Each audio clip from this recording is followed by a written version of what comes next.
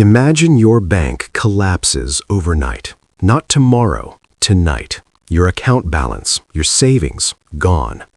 But not everyone suffers the same way. Some people walk away almost untouched. Others, they lose everything. Why? Because the system is not designed to protect everyone equally, and the rules are hidden in simple sight. Right now, governments, banks, and regulators are constantly making decisions about who gets saved first, and it's rarely based on fairness. It's based on hierarchy, leverage, and power.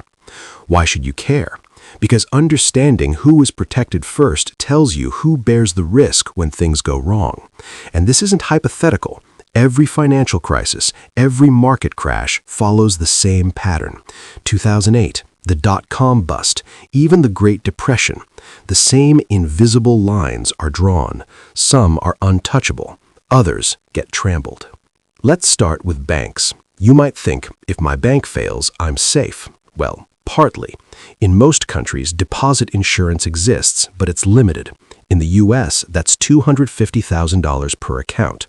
That's protection for the average saver. But what about the millionaire with multiple accounts or businesses with millions stashed in the bank? They're only partially covered. Beyond that, the rest of the money becomes part of the bailout or bankruptcy dance. Now consider bondholders. They're usually in line before common shareholders. Why? Because debt contracts are legally prioritized. If a company collapses, bondholders get paid first from what's left. Shareholders, they're last, often left with nothing. Irony, the people who invested in the stock hoping for high returns are the most exposed when everything goes wrong. But here's the kicker. Governments themselves and giant institutions get a very different kind of protection. Too big to fail is not a myth. In 2008, Lehman Brothers collapsed, but AIG, another massive firm, got a government bailout worth $182 billion. Some banks got free money to stabilize. Ordinary people, most got nothing. And the logic is efficiency.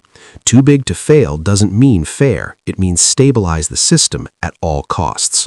Here's the hidden math. If you chart the order of protection, insured deposits first, secured creditors next, big institutions third, and shareholders last, you see a pyramid of safety. The higher up, the safer. The lower down, the more risk you carry. And the scary part, the pyramid isn't communicated to the public. You think everyone is equally protected. They're not. And that illusion keeps markets stable until it doesn't. Think about the headlines. Banks safe, economy secure. But behind the scenes, not everyone is safe. Headlines protect confidence. The pyramid protects power.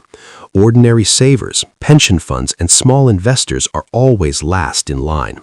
And yet, they fund the very system that prioritizes others. So what does this mean for the next crisis? It means risk is unevenly distributed. Social inequality is baked into the financial system, whether we like it or not. It means that when the next shock hits, who will survive will be determined long before you even notice the problem. And those shock absorbers, the ones at the top of the pyramid, will always act first to protect themselves. The real question isn't if another crash will happen. It's who will be protected this time, and who will pay the price. And maybe that's the question nobody wants to ask.